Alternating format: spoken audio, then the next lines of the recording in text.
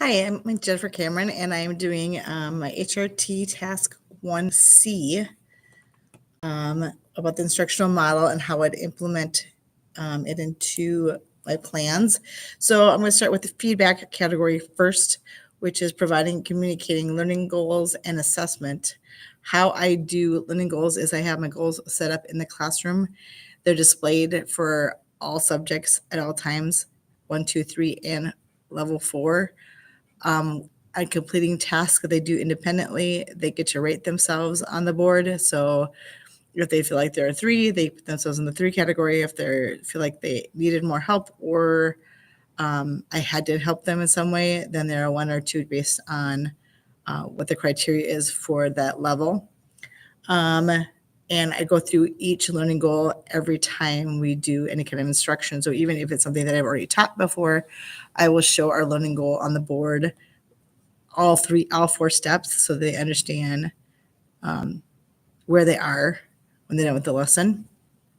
Assessments, I've created quite a few of my own assessments, and so what I focus on is giving them a pre-assessment, so they're like exposed to the vocabulary and the skill that we're going to be going into. That way, if they do recognize some parts of it, that's on their minds before we start the lesson. They also have data binders where they graph their pre-assessments and their post-assessments so they can see their growth over time.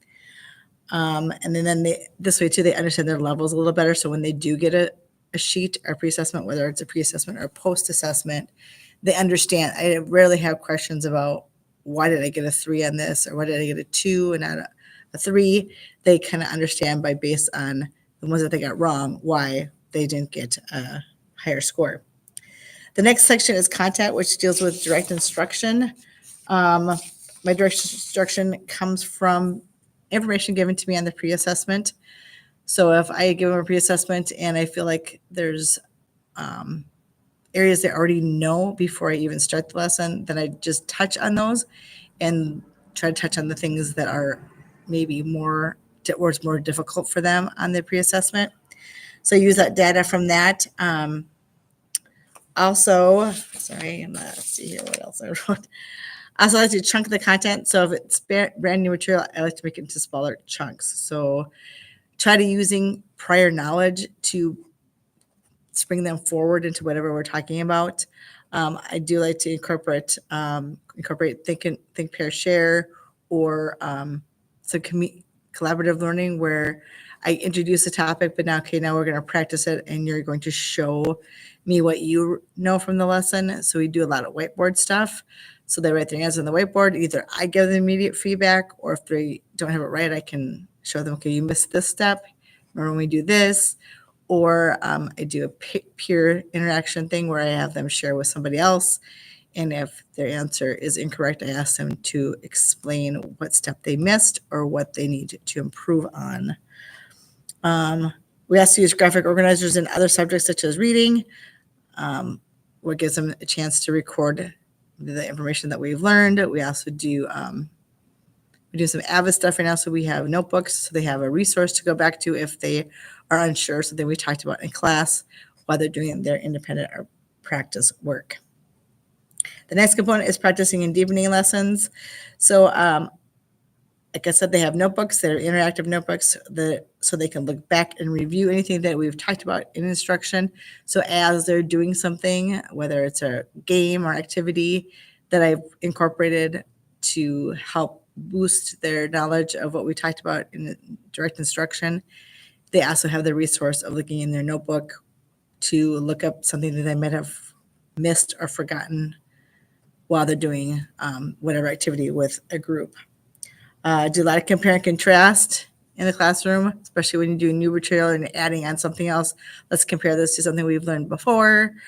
And we also do a lot of sort and match things too. So that actually my practicing and deepening, I do a lot of game time where they're taking whatever I taught in the lesson and using it. And it's a peer thing too, so they're not always getting instruction from me. So if they do something wrong, their peers can help them notice what they did wrong, or I think you missed this, or you didn't know this word, and this is what the word is, to kind of help them get through um, making it their own. Next is knowledge application lesson, which again, I use a lot of academic games for, always centered around the topic. A lot of cooperative learning happens during this time, or a group activity of some sort. So they're working together using the bulk of their knowledge. Like, so if somebody has missed a step, like I said, they can help each other get a better understanding. So they're going into practicing it on their own with maybe a little more than maybe they would have gotten just out of the direct instruction alone. Strategies that appear in all types of lessons. I do, like I said, I do a lot of get up and move and a lot of collaborative learning stuff. So this is also where I do a lot of scavenger hunts for reviewing. So anytime we're done with a topic or we're ready to move on to something, or we're even reviewing something we've done before, I usually do some kind of scavenger hunt or escape room or something like that to make it fun, but also ingrain. For this group in particular, they're very active, and so the more movement I can give them, moving and doing seems to help them retain it a little better. So we do a lot of that kind of stuff where they have to move to find the answers. They can't get moved to the next step unless you figure out the answer from before.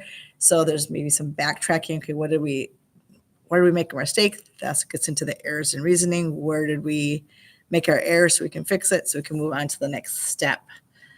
Engagement is the next one. And I do a lot of different things to check for engagement. I do chants. I do choral responses. We're working on picking sticks so that the kids are always prepared and always ready, just because they don't know whether I'm going to choose them or not. I guess I do a lot of think, pair, share. We do some video hooks where I might do a short, quick video to get their minds on where we're going. A lot of movement activities, and using the growth mindset to, like, where are we at? Okay, we're not there yet. Let's set a goal first. Where can we be? We're not there yet, but we will be. I like them to look at their data binders and say, remember when you said you couldn't do this? Now look at your growth. How much did you grow? Well, a lot. Well, there's a reason for that, and to give themselves a little praise for how far they've come. Rules and procedures is also under the context part of the model, and we have school-wide procedures in place that are posted everywhere. The same rules for bus safety, bathrooms, hallway, cafeteria, playground, in every single classroom. They're all the same. My classroom rules are posted in the classroom where it's visible to any student. Also, our discipline policy is in all of our rooms, so they know what level they're at and what the expectation is and what the consequence is for those behaviors. And we go over that a lot at the beginning of the school year. We also have videos that we go through each component: playground, hallway, bus, all that stuff, so they know what's expected as far as school-wide rules and then individual classroom rules as well. Relationships is the next category. Every day, I welcome my students by being at the door. So when we open the doors at 8 o'clock, I greet the students, usually ask them what they did the night before. Usually I don't even have to ask anymore. They just tell me what they've been doing. I might ask questions. I might just let them share. We also have a student of the quarter. So every quarter we do an assembly, K3 and then 4-6, where we get to honor those students who have done really well over the quarter. I really like to use humor and banter. It allows them to feel relaxed, and I feel a little more comfortable because that's kind of my personality. I incorporated last year the person of the moment. So all of a sudden I'll just say, okay, person of the moment, and I'll just pick a random student, and they have to stand up, and all the other students have to tell them something that they think is cool about them, or just give them some good shout outs to make them feel good. So sometimes if I feel like somebody's having not a great day, I would say, oh, person of the moment, and then pick that student so that they get a little extra boost for the day. Last one is communicating high expectations. I use wait time. We've been incorporating, can't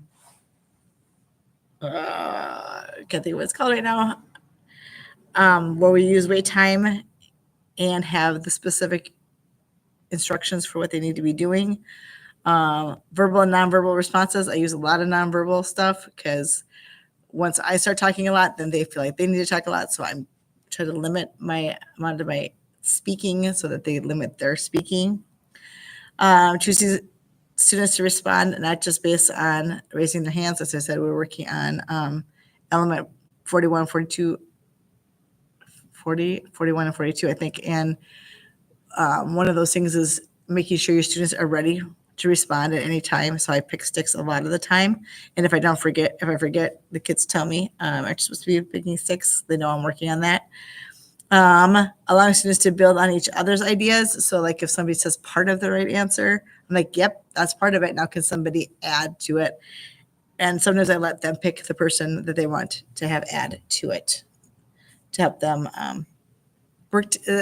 makes them feel like they're working together, and they know that they don't have to always have the whole answer at the time. And then my summary after that was when I create lesson plans or unit plans that I focus on what I'm expecting the students to gain from the lesson. It will be they give the pre-assessment prior to the unit teaching the lesson. I also use the data to drive my goal setting and my direct instruction, which I already talked about. The students will be made known of their goals from the very beginning of the lesson. And like I said, they get to graph them in their data binders. Once I introduce new material, I will practice engagement strategies and knowledge application strategies. Usually I focus on vocabulary, where we use our notebooks and word banks and deepen their understanding about that. I also use academic games and collaborative learning to push the students into more independence, to make the information their own by allowing them to build on what they have already learned. That's the knowledge application lesson portion. I also like to use the whole lesson escape rooms and scavenger hunts to students deepen their understanding of the material already taught. At the end of the unit, I also have a post-assessment that the students enter their data into the binder and can see how much they have learned. You know what they still need. They know at that point what they still need to work on. So I said, I'll do another benchmark test later in the year on these same topics. And I'm like, well, so did we retain that information or do we need to still work on that? And they can tell me that answer pretty clearly. Also, by establishing relationships with the students early and often, I'm able to use those connections to help them to learn. Rules and procedures are utilized in all aspects of their daily learning and interaction. Having these rules and procedures discussed and understood make clear boundaries, develop respectful students. I utilize resources as many different types of strategies, and I use obviously the Marzano book for anything that I'm like, I really would like to change this up. So I actually use that a lot to come up with some new ideas. I might take part of an idea and build on it, but that's pretty much how I implement in my classroom the school-wide instructional plan.